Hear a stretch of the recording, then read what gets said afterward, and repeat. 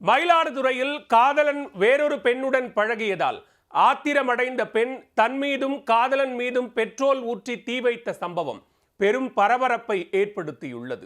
காதலியின் கோபம் கனலாக மாறியது எப்படி? மயிலாடுதுறை டவுன் ஸ்டேஷன் தெற்கு தெருவைச் சேர்ந்தவர் 24 வயதான ஆகாஷ்.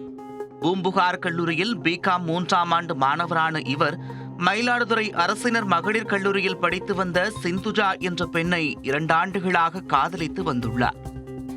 காதலிக்க ஒரு பெண் அருகில் இருந்தாலும் ஆகாஷின் கண்கள் வேறு பெண்களையும் தேட ஆரம்பித்திருக்கிறது. காதலிக்க தெரியாது என்ற நினைப்பில் மற்றொரு பெண்ணிடமும் பழகி வந்ததாக கூறப்படுகிறது. இந்த விவகாரம் சிந்துஜாவுக்கு தெரிய வந்ததை அடுத்து இருவருக்கும் இடையே பிரச்சனை ஏற்பட்டுள்ளது.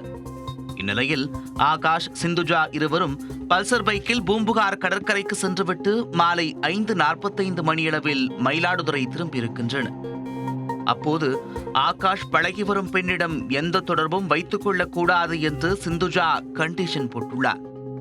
ஆனால் ஆகாஷ் ஒரு கையில் பைக் ஓட்டியபடி மறு கையில் சத்தியம் செய்துள்ளார்.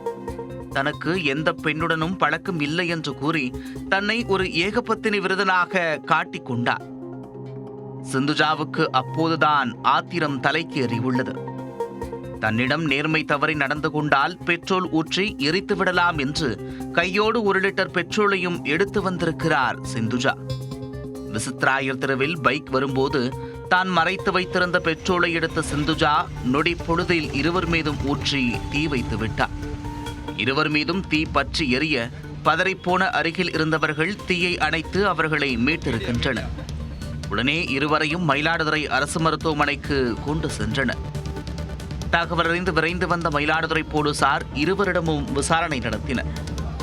இருவருக்கும் மேல் சிகிச்சை தேவைப்பட்டதால் திருவாரூர் மருத்துவக் கல்லூரி மருத்துவமனைக்கு அனுப்பி வைத்தனர். பட்டப்பகலில் பலர் முன்னிலையில் நடைபெற்ற இச்சம்பவம் அப்பகுதி மக்களிடையே பெரும் பரபரப்பை ஏற்படுத்தியது.